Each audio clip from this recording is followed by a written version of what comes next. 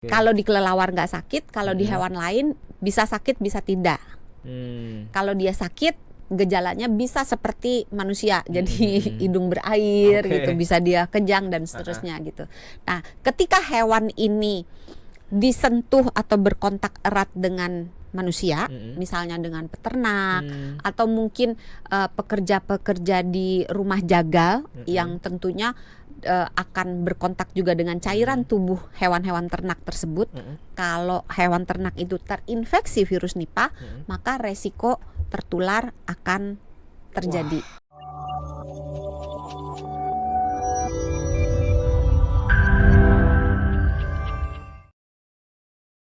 Nah, kita mau bahas soal virus Nipah lagi nih. Ternyata nggak cuman soal penularan itu dari si kelelawar ya. Nggak cuma langsung kontaminasinya yang ke makanan. Tapi juga bisa kelelawarnya lewat hewan perantara. Maksudnya? Hewan perantaranya ini kelelawarnya nularin. Kalau di Malaysia itu kasusnya ke babi, hewan ternak babi. Terus bisa juga kalau ke Filipina itu pernah terjadi ke kuda. Tapi secara garis besar si virus Nipah ini nggak cuman bisa di babi atau di kuda saja, tapi dia bisa menular ke hampir semua binatang yang bertulang belakang. Jadi dia bisa ditemukan di kucing, anjing, kambing, domba. Jadi macam-macam hewan tuh termasuk bisa yang tertular oleh si kelelawar ini. Yang strain B juga gitu juga.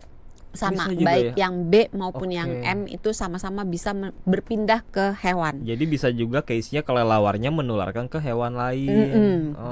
Kalau di kelelawar nggak sakit, kalau di hewan lain bisa sakit bisa tidak.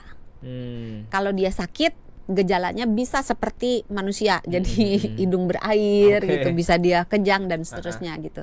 Nah, ketika hewan ini disentuh atau berkontak erat dengan manusia, misalnya dengan peternak atau mungkin pekerja-pekerja di rumah jagal yang tentunya akan berkontak juga dengan cairan tubuh hewan-hewan ternak tersebut. Kalau hewan ternak itu terinfeksi virus Nipah, maka resiko tertular akan terjadi.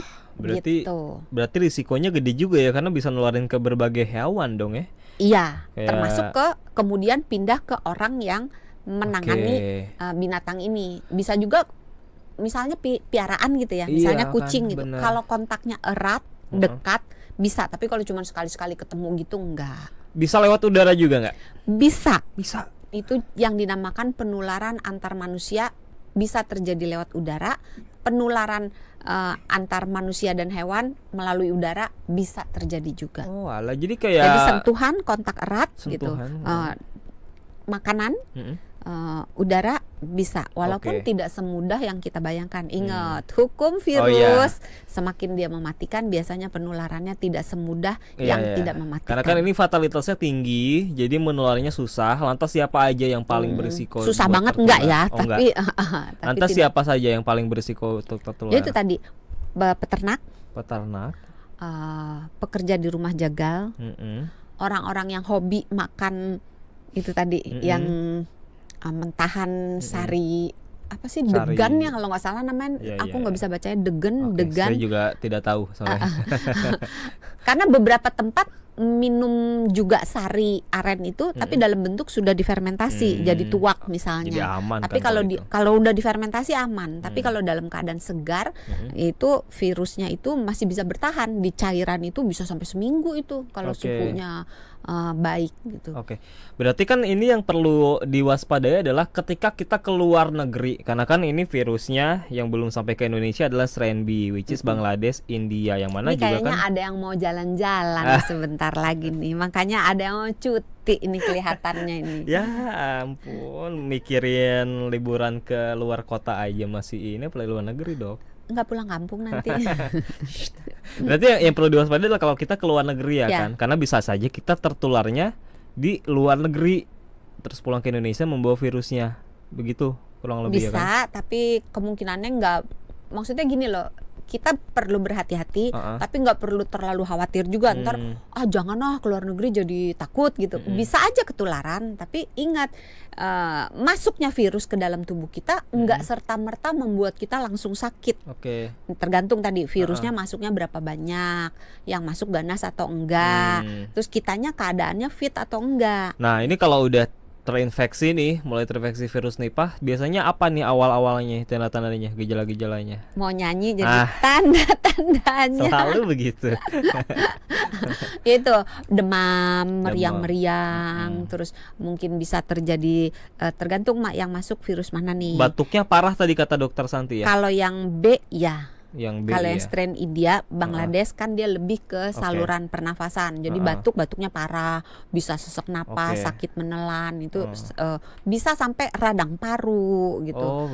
Bisa sampai kesulitan sekali dalam bernafas atau nafasnya pendek-pendek gitu, kayak ngos-ngosan gitu, sesak nafas itu bisa terjadi. Kapan tuh harus ke dokter biasanya? Ya kalau kita mengambil, karena kan kita nggak tahu kan ini yang masuk ini siapa tamunya gitu, apa virus influenza, kan kemarin ini lagi trending virus kan influenza, juga apa virus COVID, karena COVID itu bukan sudah tidak ada. Masih ada loh. Masih ada, hanya sudah semakin jinak dalam tanda kutip karena strainnya itu sudah bermutasi menjadi lebih ringan dan badan kita udah punya antibodi, entah kita pernah kena COVID atau kita pernah divaksin gitu. Jadi karena kita nggak tahu virus apa yang masuk, maka sebaiknya kalau misalnya kita sakit, kita tinggal di dalam rumah, jangan kemana-mana. Kalau terpaksa harus keluar, pakai masker, terapkan etika batuk bersin, cuci tangan, supaya kita menjaga virus itu nggak kemana-mana gitu kan. Terus coba terapi suportif, jadi makannya diberesin, yang bergizi, minum cukup, istirahat. Terus coba obat simptomatik, misalnya kalau batuk minum obat pengurang batuk, pereda batuk. Kalau demam minum anti demam gitu. Nah kalau dalam mungkin 1-2 hari sampai 3 hari tidak ada perubahan, saatnya mengunjungi dokter. Atau gejalanya tuh kok perburukannya hebat gitu, dari yang hari ini masih bisa kerja, masih bisa ngapa-ngapain gitu, tahu-tahu besok udah terkapar, nggak bisa bangun, sesek dan hebat gitu. Jadi ketika gejalanya itu hebat atau mungkin disertai mual muntah gitu, saatnya mengunjungi dokter untuk cek ada apa ini gitu. Atau ketika orang-orang tersebut punya kelemahan di sistem imun, jadi mungkin dia ada gangguan imun, atau dia ada penurunan imun, atau mungkin dia minum obat penekan imun gitu, atau mungkin dia memang punya penyakit kronis. Sebaiknya orang-orang kelompok rentan ini lebih berhati-hati. Nah yang selanjutnya adalah karena ini virus yang datangnya dari luar negeri ya, khususnya yang strain B. Apa pesan dari Dokter Santi mungkin yang siapa tahu sahabat Sonora mau ke luar negeri gitu supaya bisa jaga-jaga diri? Jangan deket-deket di area di mana kita lihat banyak kelelawar ya. Terus jangan lupakan, 1, jaga imun, 2, praktekkan pola hidup bersih gitu, jadi cuci tangan, terus kalau memang harus berada di kerumunan pakai masker gitu. Terus hindari kontak dengan hewan, apalagi kalau dia kelihatan sakit. Sebenarnya kelihatan sakit nggak kelihatan sakit, sebaiknya kita hindari kontak dengan hewan, kontak erat ya. Terus kita konsumsi buah yang sudah dicuci dan dikupas, jangan konsumsi buah yang ada bekas gigitannya. Terus ketika kita makan daging, pastikan dagingnya matang seluruhnya. Dan terakhir kita jaga imun badan. Yang paling aman sih kalau mau makan buah di luar negeri, mending kita beli buah utuh aja ya. Jadi kita bisa cuci sendiri, kupas. Karena kan daripada kalau kita cari-cari di street food, kita kan nggak tahu ya apakah itu udah dicuci sempurna gitu ya, atau susah juga kalau ngasih nasihat kayak gitu, nanti saya ya, ingat sekali lagi, jaga imun tubuh, karena walaupun masuk virusnya, kita tidak langsung menjadi sakit, karena 11% dari infeksi virus Nipah ini tidak bergejala. Jadi orangnya kena, dia sebenarnya sakit gitu, terinfeksi, tapi dia baik-baik aja, tidak menampilkan gejala apapun, 11%.